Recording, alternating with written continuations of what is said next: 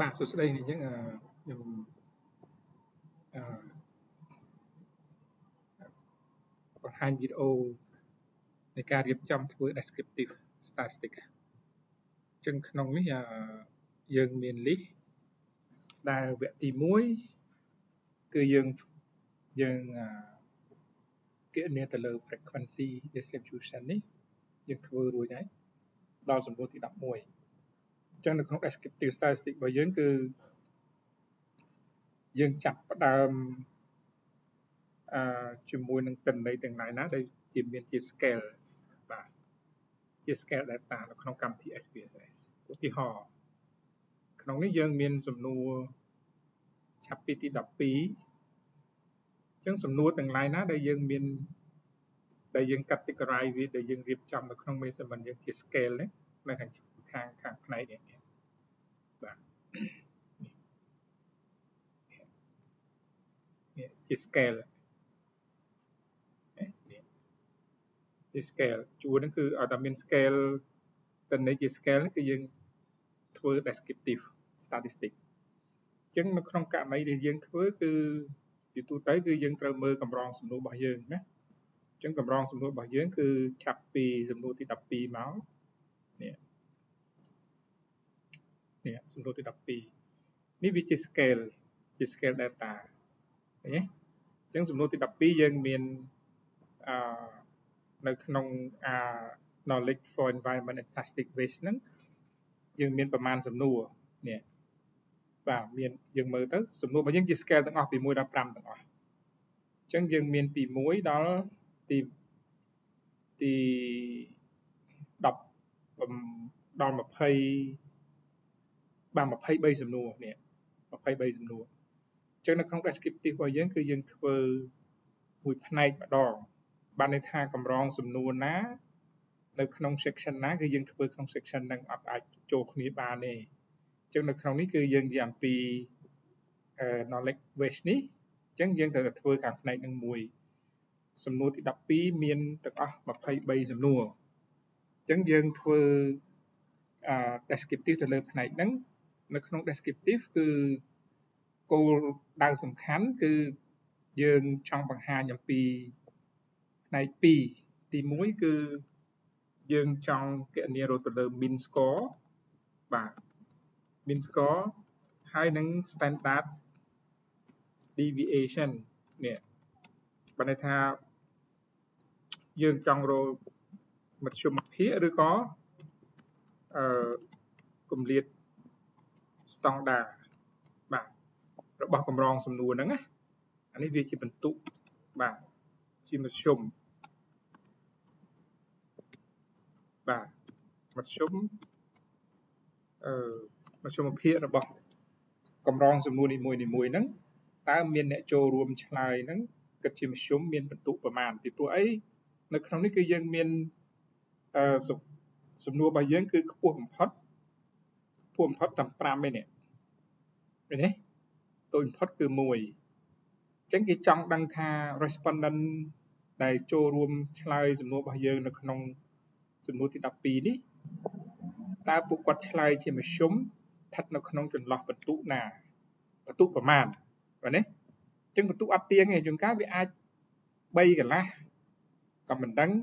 2កន្លះក៏អត់ដឹងដែរតើតែយើងគណនាវាហើយគម្លាតស្តង់ដារគឺគេចង់ដឹងថាតើមនុស្សម្នាក់អ្នកចូលរួម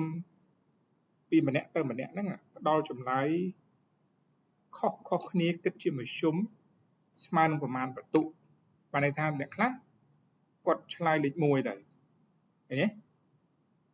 បាទអ្នកខ្លះគាត់ឆ្លើយលេខ5ទៅវាអត់ទៀងទេអញ្ចឹងគេចង់អ្នកខ្លះឆ្លើយលេខ3ទៅឃើញទេខ្លះឆ្លើយលេខ4ទៅហើយចុះមានប្រមាណ100អ្នកឆ្លើយខុសគ្នាអញ្ចឹងគេចង់ដឹងថាតើការយល់ឃើញនៃកម្រងសំណួរនីមួយៗហ្នឹងការផ្ដល់ចម្លើយរបស់គាត់អាចខុសគ្នាពីម្នាក់ទៅម្នាក់គិតជាមធ្យមស្មើនឹងប្រមាណបន្ទុកបាទនេះកន្លែងហ្នឹងនៅក្នុងគម្លាតស្តង់ដារហើយនៅក្នុងគម្លាតស្តង់ដារគឺយើងមានរូបមន្តវាក្នុងការគណនាអញ្ចឹងខ្ញុំមិននេះទេគ្រាន់ថាបើយើងគណនាដោយដៃនៅក្នុង mean score របស់យើងគឺយើងបានដឹងហើយគឺស្មើនឹងផលបូកសរុបបាទផលបូកសរុបរបស់សន្ទុះ ពី1ទៅដល់ n ហើយបូកជាមួយនឹងអថេដែលយើងសិក្សាហ្នឹងហើយបាទចែកនឹង n នេះរូបមន្តរបស់ min បាទនេះរបស់ min score បើពេល standard deviation គឺយើងរបស់ sample គឺយើងស្មើនឹងបាទគ្រឹះការ៉េរបស់ variance នេះហើយ variance ស្មើគេ variance គឺស្មើនឹងបាទផលធៀបនៃផលបូកសរុបបាទពី1ទៅដល់ n បាទនៃអថេនីមួយដកជាមួយនឹង x bar លើកជាការ៉េចែក n ដក1ឃើញទេចឹងអាទាំងអស់នេះយើងធ្វើការគណនាដោយរូបមន្តជាដៃប៉ុន្តែនៅក្នុង SPSS យើងអត់ចាំបាច់ធ្វើទេវាជា manual calculation ចឹងយើងចង់ដឹងមើលថាកម្រិតស្តង់ដាររបស់យើងវាយ៉ាងម៉េចបាទចឹងនៅពេលដែលវាមានរឿងពីរកាលណាកម្រិតស្តង់ដារ standard deviation របស់យើងនេះកាន់តែធំគឺទិន្នន័យរបស់យើងអត់ល្អទេនេះបើវាកាន់តែធំណាបើវាធំជាង1ឡើងហើយគេចាត់ទុកថាទិន្នន័យរបស់យើងគឺមានលក្ខណៈមួយមិនប្រក្រតីទេផ្ទុយទៅវិញបើសិនជាកម្រិតស្តង់ដាររបស់យើងនេះតូចជាង1វិញគេថាកម្រិតស្តង់ដារកាន់តែតូចកាន់តែល្អបានន័យថាចម្លើយអ្នកដែលចូលរួមផ្ដល់គឺខិតទៅរកគៀកគ្នាអញ្ចឹងកម្រិតអត់សូវខុសគ្នាប្រហែលទេការយល់ឃើញរបស់គាត់បាទនេះការយល់ឃើញរបស់គាត់ហ្នឹងគឺមានលក្ខខណ្ឌពីរហ្នឹងបាទដែលយើងត្រូវដឹងអញ្ចឹងនេះជារូបមន្តទេ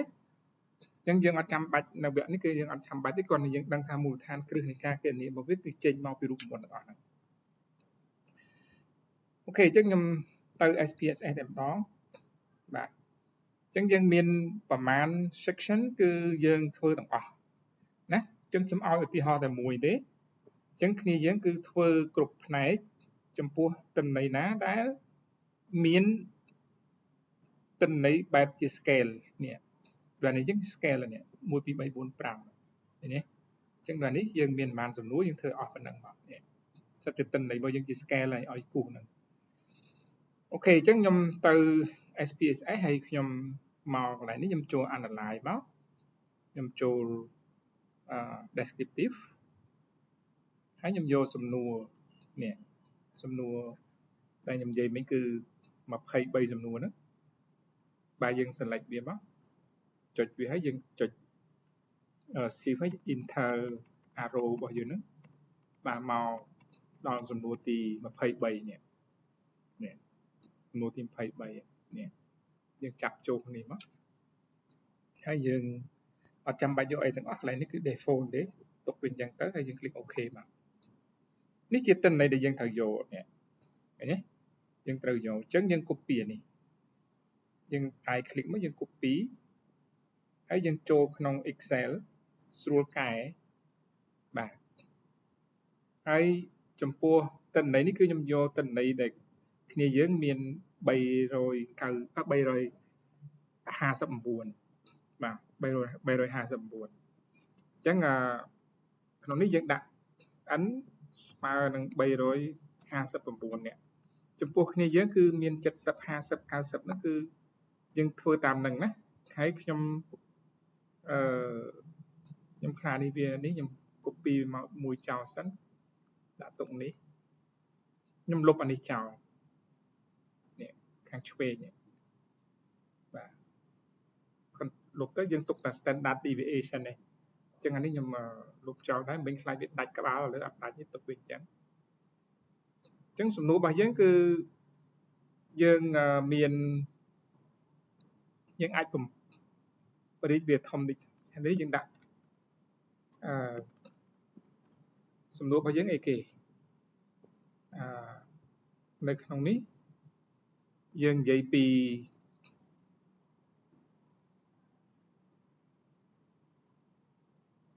នេះបាទ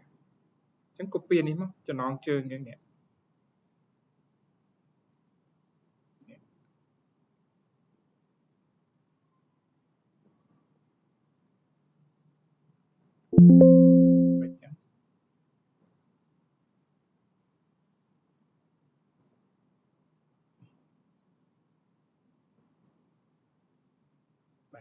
ដាក់វាមកបែបហ្នឹងមកហើយយើងរួមវាបន្តិចទៅបាទធ្វើស្អាតហើយលុបអាពណ៌ដាក់នឹងចោលដាក់ no fill មកនេះអញ្ចឹងកម្រងសំណួររបស់យើងវាភ្ជាប់ជាមួយនឹងបែបនេះណាហើយតម្លៃរបស់យើងនេះគឺយើងអាចដាក់វាតែ2ខ្ទង់បានហើយយើងកាត់ខ្ទង់វាទៅនេះទុកតែ2ខ្ទង់ខាងចុងបានហើយហើយយើងដាក់វាមកជា center មកណាអញ្ចឹងនេះជា descriptive statistics ដែលយើងធ្វើអញ្ចឹងយើងមានតារាងច្រើនក្នុងនេះយើងមិនមែនមានតែមួយទេយើងមើលគ្រប់សំណួរដែលពាក់ព័ន្ធជាមួយសំណួរណាដែលវាជា scale មិនមែនជា nominal data ទេអញ្ចឹងសំណួរខ្លះមានជា nominal data នេះ nominal data និង ordinal data នេះដកចេញអត់ធ្វើទេនេះធ្វើតែ scale ទេណាយើងមើលហើយនេះអាសំណួរនេះគឺអត់ធ្វើទេពួក nominal និង ordinal data គឺយើងធ្វើនៅក្នុង frequency distribution ប៉ុន្តែនៅក្នុងលំហាត់ហ្នឹងគឺមានច្រើនហើយអញ្ចឹងផ្នែកនេះគឺមើលច្បាស់គឺអត់ចាំបាច់ធ្វើទេផ្នែកនេះបានតែទុកចោលចោះណាទុកចោលចោះនៅក្នុងទិន្នន័យដែលយើងមានជា nominal ឬក៏ជា ordinal data នេះដែលមានឈ្មោះនេះក្រៅពីហ្នឹង scale គឺយើងធ្វើទាំងអស់នេះឲ្យតែមាន scale នេះបាទហើយកុំកែទិន្នន័យរបស់ខ្ញុំណាមិនមែនទៅចូលអាហ្នឹងជិលធ្វើសិតតែកែវាមិនមែនទេអញ្ចឹងសំណួរខ្ញុំសិតឲ្យអស់ហើយបាទអញ្ចឹងយើងដាក់អាហ្នឹងហើយតើយើងបកស្រាយថាម៉េចនេះជា min ដែលជា x bar នេះដែលយើងរកឃើញនេះមើលខ្ញុំដាក់នេះដូចជាដាក់ equation អត់កើតបាទបាច់ទេយើងទុកចឹងចុះណាអានេះ standard deviation ណាកម្រិតស្តង់ដារនេះកម្រងសំណួរផ្នែកសំណួរទី12ពាក់ព័ន្ធជាមួយនឹងផ្នែកហ្នឹងហើយបើសិនជាយើងចង់បដូរវាជាអង់គ្លេសមកខ្មែរយើងដូរទៅយើង copy អក្សរខ្មែរមកដាក់មកលុបអង់គ្លេសចោលក៏បានដែរឬក៏យើងទុកទៅក្នុងករណីហ្នឹងបានដូចគ្នាណាហើយនេះជា coding វាទេយើងអាចរក្សាទុកវិញទៅឥឡូវយើងមានតម្លៃ min score របស់យើងគឺដែលបង្ហាញនៅទីនេះខ្ញុំលុបចោលបាទហើយ scale របស់យើងគឺមានពី1ដល់5នេះណាខ្ញុំបញ្យល់បន្តិចណា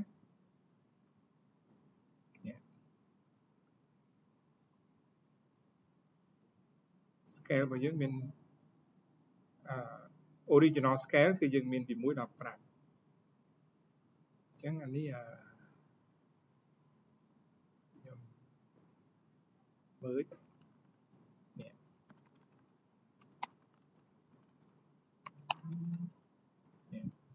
scale យើងមាន1 2 3 4 5នេះ scale ដែលយើងឲ្យគេឆ្លើយណាអញ្ចឹងដល់ពេល min របស់យើងនៅទីនេះជា min value អញ្ចឹងគេយកអាតម្លៃ scale នេះមក compare តម្លៃដែលយើងបានកំណត់ຂະຫນាតរង្វាស់របស់យើងហ្នឹងណាយើងយកមកធ្វើការប្រៀបធៀបវាអញ្ចឹងតម្លៃ min score របស់អ្នកចូលរួមទាំង359នាក់គឺមានអ្នកឆ្លើយសំណួរទី1 359នាក់ហ្នឹងគឺសំណួរទី1គឺមាន 3.75 អញ្ចឹងដោយសាររបស់យើង scale របស់យើងខ្លះវាអាចខុសគ្នាអញ្ចឹងយើងក៏លេខមកមើល scale របស់យើងនៅក្នុងនេះគឺសំណួរទី1គឺយើងទី12នេះយើងប្រើ strongly agree រហូតដល់ strongly disagree នេះអត់ទេនេះអញ្ចឹងអានេះខ្ញុំកែវាបន្តិចអូខេនេះហើយទី2យើងប្រើ agree បាទ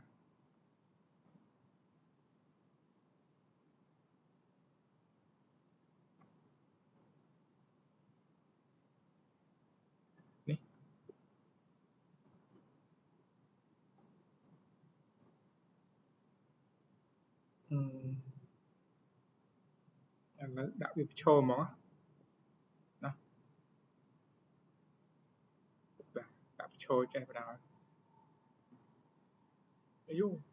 ធំមែន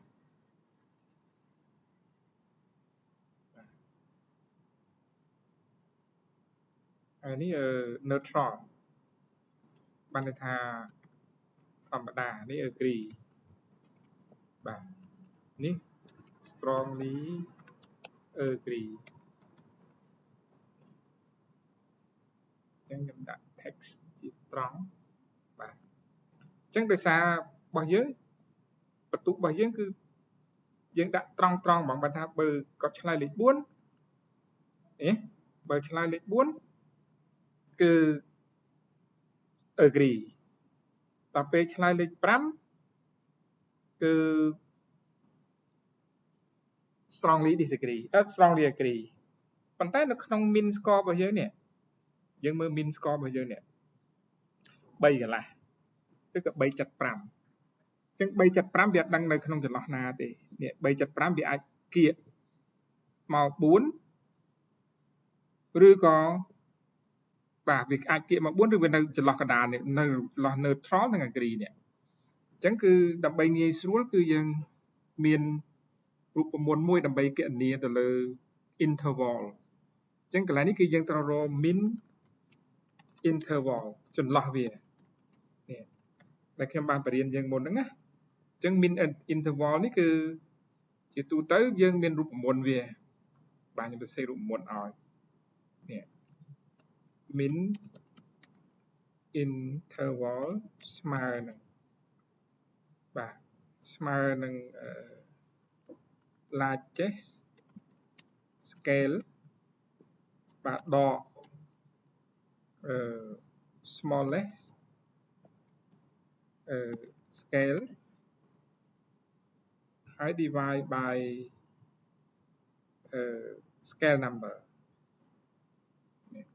total scale number អញ្ចឹងរូបមន្តយើងមានប៉ុណ្្នឹងអញ្ចឹងខ្ញុំទាញ assumption នឹងមកបាទក្នុងនេះយើងខ្ញុំដាក់ឲ្យដូច scale របស់យើងមិន5យក5ដកតូចបំផុតប្រហែល1ហើយចំនួន scale យើងគឺ5 scale អញ្ចឹងអានេះស្មើនឹង0.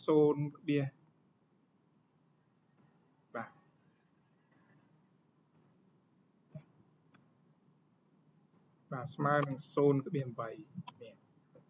ណាស្មើនឹង 0.8 អញ្ចឹងកាលណាយើងរូបមន្តរបស់យើងវាស្មើនឹង 0.8 យើងត្រូវបង្កើត scale របស់យើងហើយយើងបង្កើតមិននេះរូបមន្តណាបាទរូបមន្តអញ្ចឹងយើងមាន scale interval របស់យើងដាក់នេះជា min interval បាទអញ្ចឹង min interval របស់យើងគឺយើងចាប់ផ្ដើម1បានន័យថាយើងមាន1ទាបបំផុតហើយខ្ពស់បំផុត5អញ្ចឹងយើងត្រូវមាន5 class បាទ min interval របស់យើងត្រូវមាន5 class អញ្ចឹង class ទី1យើងចាប់ផ្ដើមពី1បាទទៅដល់ប្រមាណចន្លោះរបស់យើងអញ្ចឹង 1.00 ទៅដល់ 1.08 បានន័យថា class របស់យើងគឺទាបបំផុត1ហើយចុងធំបំផុតនៅក្នុង class ទី1គឺស្មើនឹង 1.08 នេះ1.80 នេះ 1.80 ពីព្រោះអីយើងយក1មកបូក 0.80 នេះអញ្ចឹងគឺចុង class របស់យើងនៅក្នុង class ទី1នេះគឺចប់ឡើងដោយ 1.8 ហើយយើងយក 1.8 បូក 0.8 ទៀតចាប់ផ្ដើមមក class ទី2បានន័យ1.8 បូកនឹង 0.8 គឺ 2.6 ច្រឡំបាត់ទោស 1.81 ចុងបញ្ចប់គឺ 2.60 នៅក្នុង rule របស់ class limit គឺគេបានចែងថានៅក្នុងចុង class របស់ class ទី1 ចាប់ដោយ1/80អញ្ចឹងដើមខ្លះរបស់ខ្លះទី2គឺត្រូវតែជាលេខតភ្ជាប់គ្នាអានេះតភ្ជាប់គ្នាពីចុងខ្លះរបស់ខ្លះទី1បែរថាបើនោះចាប់0/1/80អាខ្លះទី2ចាប់ផ្ដើមឡើងគឺ1/81ហើយបញ្ចប់ឡើងដោយយក1/80បូក0/8នេះអញ្ចឹងវាស្មើ2/60អញ្ចឹងខ្លះទី3គឺយើងមាន2/61ទៅដល់ប្រមាណ3/2 3/2បានពីណាមកបានមកពី2/60បូក0/80នេះតអញ្ចឹងខ្លះទី4យើងចាប់ផ្ដើមពី3/2ទៅដល់ប្រមាណ4.00នេះណា4.00ពួកយើងបូក0/80មក4អញ្ចឹងអានេះគឺទី5គឺ4បូកមកខ្ញុំខុសទៅបាទ3/2បូក0/80 4/2ហ៎បាទ4គត់ត្រូវហើយអញ្ចឹងអានេះ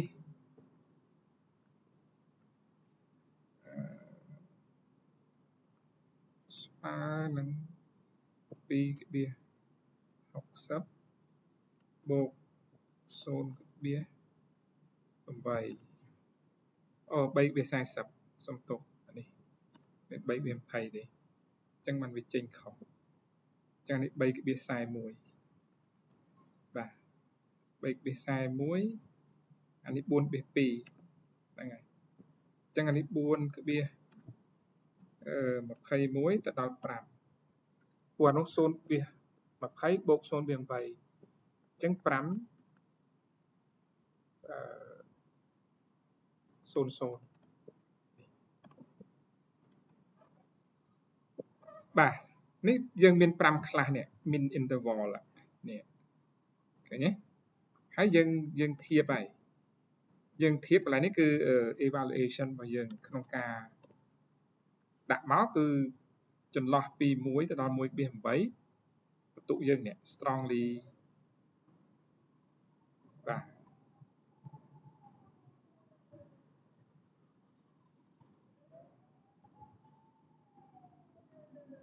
វាយដែរខ្ញុំខ្ជិលបាទ strongly disagree បាទនេះគឺ disagree អានេះ neutral បាទអានេះ agree បាទនេះ strongly agree នេះ evaluation របស់យើងអញ្ចឹងយើងយកបន្ទុកនេះមកធៀបជាមួយនឹងតម្លៃរបស់ min score របស់យើងនេះអញ្ចឹងបន្ទុកនេះគឺជាបន្ទុកមួយដែលយើងយកមកធ្វើការប្រៀបធៀបនេះអញ្ចឹងលទ្ធផលរបស់យើងមានហើយនេះលទ្ធផលរបស់យើងមានហើយយើងមានហើយអញ្ចឹងកន្លែងនេះគឺយើងដាក់ថែមតិចមក evaluation អញ្ចឹង evaluation របស់យើងគឺយើងឃើញថា 3/57 ធ្វើមិនបានដឹងថា strongly agree ឬមួយ disagree អញ្ចឹង 3/57 នៅក្នុងចន្លោះពី 3/4 ទៅ 4/20 នេះអញ្ចឹងកន្លែងនេះគឺទុករបស់យើងគឺ agree នេះឃើញទេ 3/79 នៅក្នុងចន្លោះនេះដែរនេះ 3/79 អញ្ចឹង agree ទៀតមកដល់ណា3/59 ធំជាង 3/59 នៅក្នុងចន្លោះនេះដែរឥឡូវ 3/29 នេះ 3/29 នៅកន្លែងចន្លោះនេះចានេះ neutral ដល់ពេល 3/71 agree ទៀតអានេះ agree ទៀតអានេះ agree ទៀតអានេះ agree ទៀត31 3/31 3/40 អញ្ចឹង neutral នេះ3/31 neutral ដែរ 3/16 neutral ដែរ 3/29 neutral ដែរ 3/74 agree 3/79 82 agree 3.29 neutral ណា3.59 agree អូ2.59នៅនេះ disagree នេះណា3.16 ចឹងនៅក្នុង neutral 2.97 នៅក្នុងចន្លោះនេះ neutral នេះ3.38 នៅក្នុងចន្លោះនេះ neutral ដែរ neutral 3.48 នៅណានៅនេះ agree បាទ82 agree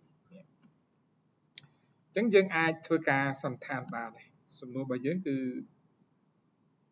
ភាគច្រើនវាប្រមាណអ្នកដែលគាត់ឆ្លើយ agree ណាយើងមើលនេះអញ្ចឹងមានប្រមាណ agree អានេះប៉ុន្មានរាប់មើល1 2 3 4 5 6 7 8 9 10 11 12ណាមាន12អញ្ចឹងបើយើងចង់ធ្វើការបកស្រាយយើងថា12លើប៉ុន្មាន12លើ23ព្រោះយើងមាន23សំណួរចែក23មើលឃើញបាន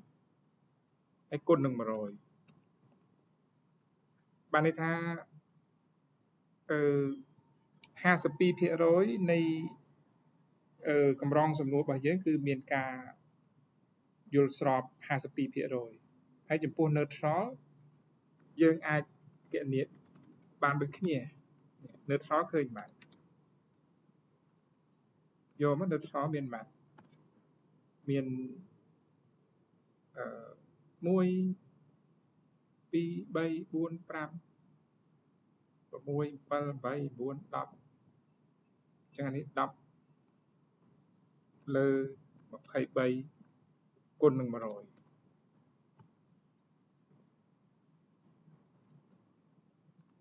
បាទ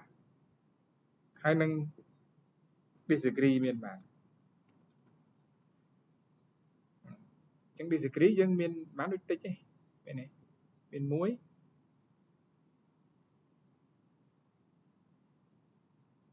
ហើយនេះមាន 2.59 នឹងបាទមានតែមួយគាត់ 2.59 នេះមានតែមួយទេអញ្ចឹងមួយមានតែបាក់យកអា 100% ដកខាងលើមកនេះដក2នេះដកនេះទៀតបាទឃើញប៉ុណ្្នឹងណាឃើញប៉ុណ្្នឹងចានេះជាភាគរយណាបើយើងចង់ដឹងអញ្ចឹងយើងអាច conclude ដែរថាគឺអ្នកចូលរួមភាគច្រើនគឺគាត់យល់ស្របដល់ 52% ហើយនឹងអ្នកយល់ឃើញថាធម្មតាគឺមាន 43% ក្នុងនោះគឺមានអ្នកដែលមិនយល់ស្របមានតែ 4.34% ទេនេះអញ្ចឹងយើងដាក់ឲ្យតូចជាងនឹងតិចក៏បានឬក៏ប៉ុណ្្នឹងណាអញ្ចឹងយើងអាចធ្វើការអានេះការសន្និដ្ឋានទេណាបាទសន្និដ្ឋានរបស់យើងគឺយើងអាចធ្វើការរកតាមនឹងបានហើយចំពោះអ្វីដែលខ្ញុំបានលើកឡើងថាបើកាលណាកម្រិតស្តង់ដាររបស់យើងកាន់តែធំគឺទិន្នន័យរបស់យើងវាអត់សូវល្អទេអញ្ចឹងខ្ញុំបញ្យល់បន្តិចកន្លែងនេះយើងមើលកន្លែងនេះ min របស់យើង 3.79 កម្រិតស្តង់ដាររបស់យើងតែ 0.92 ទេដល់ពេលអានេះគឺ min របស់យើង 3.57 សម្រាប់ស្តង់ដារយើងស្មើ1ឃើញទេអានេះ 3.59 1ចុចជាងអញ្ចឹងណាអញ្ចឹងកាលណាកម្រិតស្តង់ដារយើងកាន់តែធំបានន័យថាម៉េចបានន័យថាការយល់ឃើញឧទាហរណ៍កន្លែងនេះកម្រិតស្តង់ដាររបស់យើង 1.11 នឹងធំជាងគេអស់ 1.20 27នេះឃើញទេនេះតែនេះកម្រិតស្តង់ដាររបស់យើងកន្លែងនេះណានេះយើងបញ្យល់ឲ្យកន្លែងនេះបន្តិចនេះយើងឃើញថាអាជីកំប៉ុស្តនិង fertilizer ហ្នឹងណានេះគឺគាត់យល់ឃើញអ្វីដែលយើងសួរគាត់ថាអាជីទាំងអស់ហ្នឹងគឺបានមកពី G compound ហ្នឹងបានមកពីការយកអា solid phase ហ្នឹងមកធ្វើឯងអញ្ចឹងគាត់ឲ្យបន្ទុកតែ 2.97 ទេបានន័យថាគាត់យល់ឃើញធម្មតាអត់មានខ្លាំងមានអីទេអញ្ចឹងណាឧទាហរណ៍អញ្ចឹងនៅក្នុងករណីហ្នឹងគឺនៅពេលនេះយើងឃើញគម្លាតស្តង់ដារនេះគឺធំបានន័យថាបុគ្គលម្នាក់យល់ឃើញក្នុងការឆ្លើយហ្នឹងអ្នកខ្លះយល់ច្បាស់ខ្លាំងទៅអាចដល់5ទៅអ្នកខ្លះយល់ឃើញតែ1ឬក៏2ទៅអញ្ចឹងធ្វើឲ្យគម្លាតស្តង់ដារហ្នឹងវាធំបានន័យថាបន្ទុកដែលពួកគាត់យល់ឃើញខុសគ្នាពីម្នាក់ទៅម្នាក់គិតជាមធ្យមហ្នឹងគឺមានគម្លាត 1.27 បន្ទុកគឺធំបំផុត5ប៉ុន្តែនៅពេលគិតជាមធ្យមបានតែគាត់យល់ឃើញខុសៗគ្នាស្មើនឹង 1.27 បន្ទុកឃើញទេអញ្ចឹងគឺគម្លាតស្តង់ដារកាន់តែធំធ្វើឲ្យអា min score របស់យើងនេះកាន់តែតូចបានន័យថាការយល់ដឹងរបស់ពួកគាត់គឺមានគម្លាតខុសគ្នាឆ្ងាយបាទណាការយល់ដឹងរបស់ពួកគាត់គឺគម្លាតខុសគ្នាឆ្ងាយអ្នកខ្លះយល់ដឹងច្បាស់អ្នកខ្លះអត់ហ្មងបាទណាផ្ទុយទៅវិញបើសិនជាគម្លាតស្តង់ដារមួយណាដែលវាតូចយើងមើលគម្លាតស្តង់ដារណាដែលតូចជាងគេក្នុងនេះខ្ញុំថា 0.92 តូចជាងគេក្នុងនេះក្នុងនេះឧទាហរណ៍នេះគាត់ថាអាការកាត់បន្ថយការប្រើប្រាស់ plastic item plastic ហ្នឹងណាគាត់អាចបានន័យថាការអាចជួយចែករំលែកដល់ការការពារបរិស្ថានឃើញទេអញ្ចឹងគឺគម្លាតស្តង់ដារតែ 1.92 ទេបានន័យថាការយល់ឃើញរបស់ពួកគាត់គឺស្ទើរតែផាក់ផែគ្នាពួកគម្លាតស្តង់ដារតូចជាង1ឃើញទេតូចជាង1បានន័យថាការយល់ឃើញរបស់គាត់អត់សូវខុសគ្នាឆ្ងាយអញ្ចឹងការបញ្យល់របស់យើងគឺយើងអាចប្រើជាផ្នែកណាមួយក្នុងការបញ្យល់ទៅក៏បានដើម្បីជាការកាត់បន្ថយក្នុងការបញ្យល់ឲ្យវាមានលក្ខណៈសាមញ្ញគឺយើងអាចនិយាយទាបបំផុតប្រមាណនេះយោងទៅលើការសិក្សាស្រាវជ្រាវហ្នឹងតម្លៃរបស់ min score គឺទាបបំផុត 2.59 នេះហើយដែលមានកម្រិតស្តង់ដារ 1.20 បាទនេះហើយ min score ដែលមានខ្ពស់បំផុតស្មើប្រមាណ 3.79 បាទ 3.82 នេះ 3.82 ធំជាងគេអត់ 3.95 នេះអញ្ចឹងយើងអាចដាក់ range 3.95 ពោះជាងគេហើយមានកម្រិតស្តង់ដារប៉ុណ្ណេះនេះអញ្ចឹងយើងសរសេរទៅយើងអាចថាកម្រិតបន្ទុកដែលសម្រាប់ min score គឺទាបជាងគេបំផុត 2.97 ដែលមានកម្រិតស្តង់ដារស្មើ 1.27 សម្រាប់កម្រងសំណួរដែលមានលេខរៀងទីប៉ុណ្ណេះឃើញទេហើយនឹងមានបន្ទុកខ្ពស់ជាងគេបំផុតដែលមានលេខរៀងកូដសំណួរលេខ7ហ្នឹង min ស្មើប៉ុណ្ណេះហើយកម្រិតស្តង់ដារប៉ុណ្ណេះយើងអាចនិយាយរួមអញ្ចឹងណាហើយចុងក្រោយបានយើង conclude នេះអ្នកយល់ឃើញថាផ្ដល់នៅបន្ទុកដែលស្ថិតនៅក្នុងចន្លោះ agree ហ្នឹងមាន 52% neutral មាន 43% ដល់ពេល agree ហ្នឹងមានតែ 4% ជាងទេនេះការសង្ខេបរបស់យើងអញ្ចឹងសង្ខេបគឺខ្ញុំបាននិយាយនៅក្នុងវីដេអូហ្នឹងយើងអាចសរសេរទៅ push វីដេអូមើលទៅណាអញ្ចឹងគឺយើងត្រូវធ្វើច្រើនតារាងទៅតាមកម្រងសំណួរដែលយើងមានណាបាទសំណួរទី12សំណួរទី13សំណួរណាដែលយើងមិនមែនជា scale គឺយើងដកចេញបាទនេះកាលណាមានរង្វង់ពុះបែបនេះជាសំណួរ scale ហើយណានេះសិត scale បាទតែ scale data អូខេអញ្ចឹងវីដេអូនេះមានប៉ុណ្ណឹងអរគុណ